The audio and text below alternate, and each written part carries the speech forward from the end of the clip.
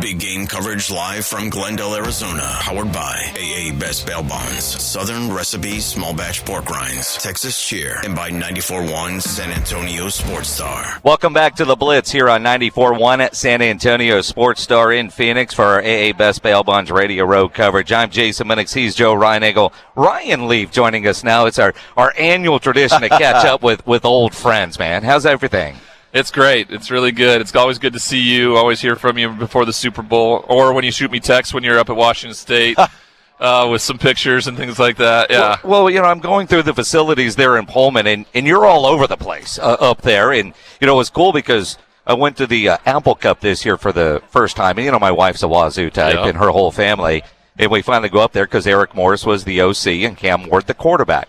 Hey, you, Cam, Garner, legendary Wazoo quarterbacks, huh? Well, it started before any of us, right? It started with Jack Thompson, Mark Rippon and Drew Bledsoe. All those guys were the ones that really paved the path for someone like me and Jason Gesser and Gardner Minshew, like you talked about. And now, they've handed the keys off to Cam Ward. And a little bit of a difficult season making that jump to Division I level, but I think he's very capable, and we'll see what he does with a new offense, because it'll be the first time he's running a new offense since he came out of high school. He's been with Eric Morris for all 3 years of his college career.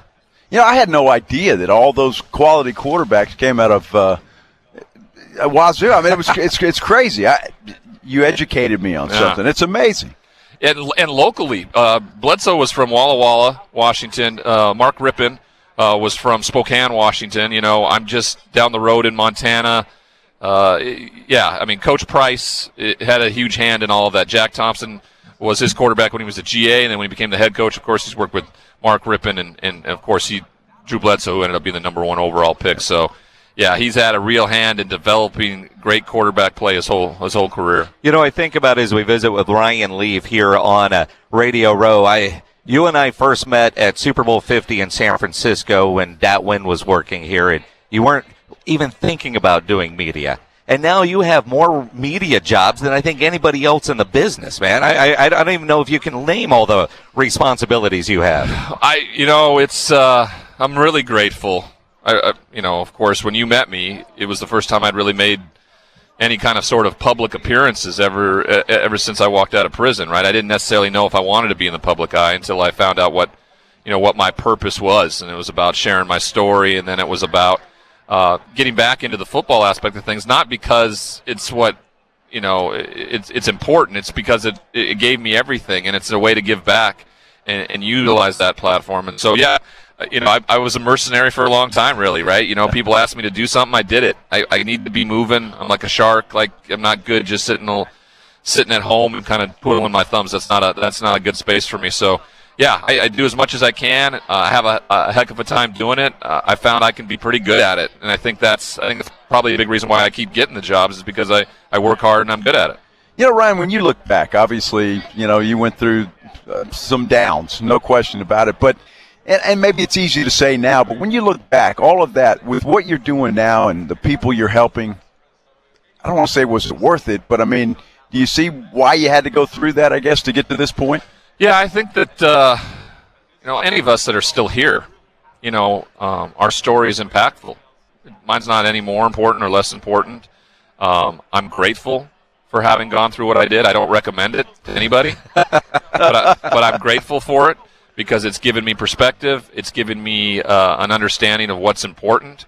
I have a family of my own now. When you met me all those years ago, Ann and I were together, but we didn't have a family. We didn't know where we were going. It was new to a relationship for us too, and we're partners in this, and now we're parents to a little 5-year-old who's starting to kind of figure out what Dad does, and he knows how important football is to him. So it's becoming more of and he's big Chiefs fans this week. He's all over the Chiefs. Yeah, he likes the fact that I like the Eagles this week, so he's like, yeah. Well, and typical 5-year-old, right? You're going to go with that. Now, I mentioned all the others. All right, so you work for ESPN, Westwood One, the Pac-12 Network, Sirius XM. You got your gambling show. You got your podcast, and you seem to be speaking all over the country. So, I mean, you stay busy, which is good. Like you said, shark always going. Yeah, it does, and it's purposeful. But the foundation of it has to be rooted in service and giving back. That allows for me to get all these great other opportunities. None of them would be possible if I didn't have the foundation of making it about destigmatizing and doing the things around substance abuse disorder and mental illness. You own your story, and for so many people, that's the hardest obstacle. You own your story. You're very public about it. I mean, the podcast is, bust, right? I mean, you go with that, and then you look at a guy like Brock Purdy, Mr. Irrelevant, and what he was able to do this year. It is amazing watching everybody's different journey and how they handle either success or lack thereof. Life is life. It doesn't matter how successful you are. It doesn't matter how much money you have. It doesn't matter where you come from. Like, it's hard. It's unfair. It's about how you deal with it that matters. And Brock Purdy absolutely stepped to the mic this year when a couple guys went down, and he made the most of it. Biggest opportunities. Now let's see how he deals with some real adversity, right? Not that he hasn't had to deal with it before, but now there's an expectation for him because of the success he's had. How does he come back from the injury? How does he make it go? What does it look like in San Francisco? There's a whole other story, a whole other chapter now ahead of Brock Purdy going into next season. Well, that's a great question. But what does San Francisco do? If Trey Lance comes back, you got Jimmy G still. Who knows what they're going to do with him? And then, of course, Brock Purdy. What do you think happens there?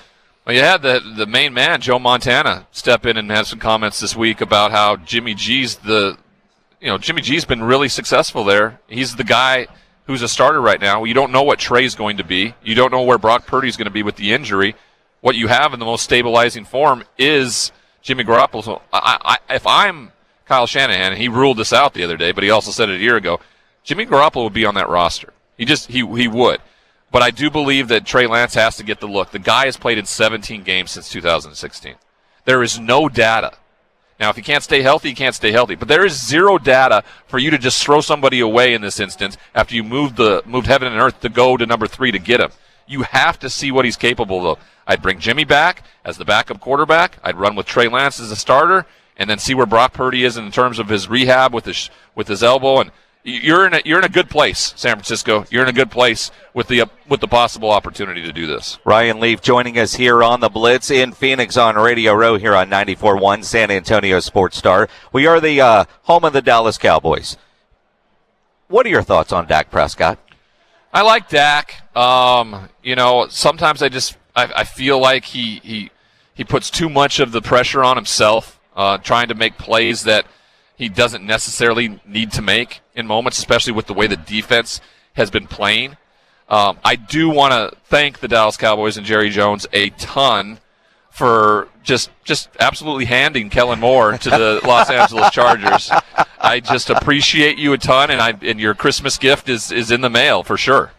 Yeah, when you look at that, and Mike McCarthy says he's going to call plays, what are your thoughts on a head coach doing that?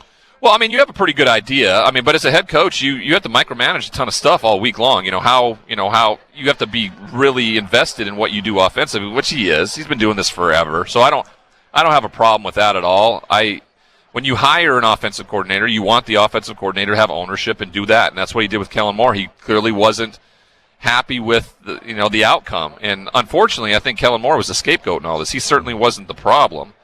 It's weird because I think Dan Quinn, a big reason why he didn't take that Denver Broncos job is because, this is a make-or-break year for Mike McCarthy. Yeah. He's been a big part of the problem, I feel like, in terms of decision-making and a bit of – I've been critical of him the last couple of years. I thought he's been the liability for the Dallas Cowboys. We spend hours and hours on all 3 of our local shows, 11 hours a day, trying to figure out the Dallas Cowboys and who gets credit for back-to-back 12-win seasons, but – playoff failures in the offense, the team, everything seems so different in the postseason. The last 2 losses to San Francisco. Is it Dak? Can Dak be the guy that can lead this team to a Super Bowl? Was it the play calling? Is it Mike McCarthy? You're a football dude. You've been in the locker rooms. You understand what's going on in those meetings that most of us aren't privy to. Where would you put the blame?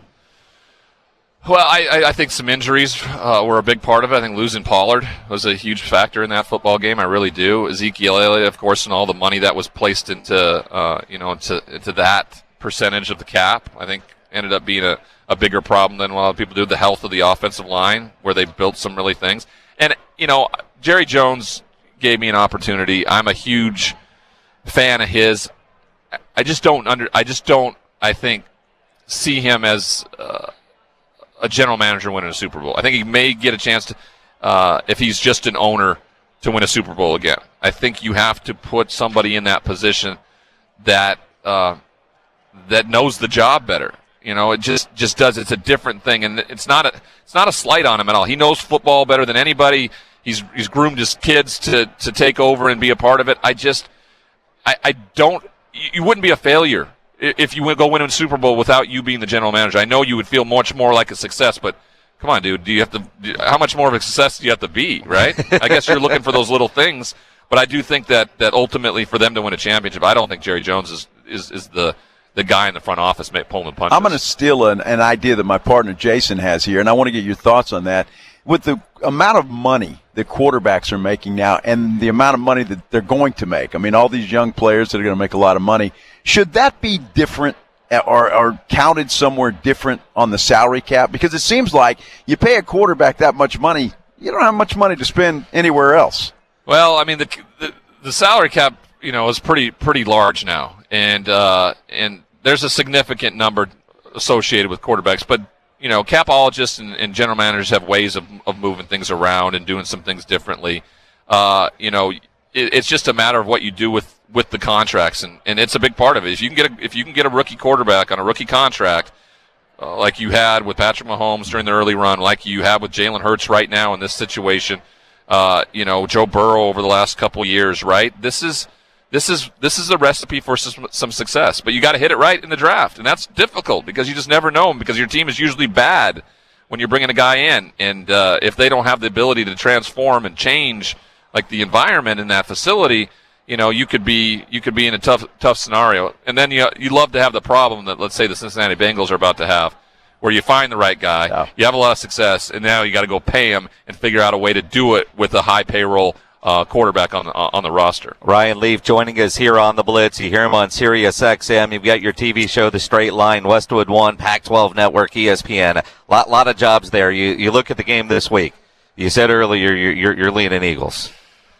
At first, when the winners were announced, I immediately thought, thank God, this will be a much easier decision than it would have been if it was Cincinnati versus Philadelphia. And immediately I thought Philly by a bunch in this one. And then the closer I get, you start going down the checklist, and they're much more closer related in terms of success and everything. I mean, everything is really 546, I think, total points each. 14-3 during the regular season. 4 postseason takeaways. 4.6 yards rushing. I mean, identical. I still can't get past how good this defense is, how much pressure they put on quarterbacks and do it with their front four. The variable, ultimately, that those scales are so tipped in the favor of Philadelphia is 15. Number 15 for Kansas City brings those back to even. Early in the week, I thought it would be more of a blowout by Philadelphia. By this week, end of the week, it's going to be much closer. I think Philadelphia wins by a field goal. Is there one prop bet that you have for us that we should be looking at? I haven't taken a real hard look at the props yet. We have a young lady named Ariel Epstein on our show with PointsBet, and she's what is referenced is called as the prop queen. So she told me to lay off props until about Thursday. Okay. And that's when things when the real stuff starts kind of coming into play. Ryan Leaf, always appreciate seeing you, man. I'm proud of you. Good to see you, too. Thank you, sir. Good to see your daughter, too. I love you, propping her up with a little job here. Nice. It's a good deal. Yeah. Put her to work, man. She's got to pay her rent one way or another. Yeah. Thanks, guys.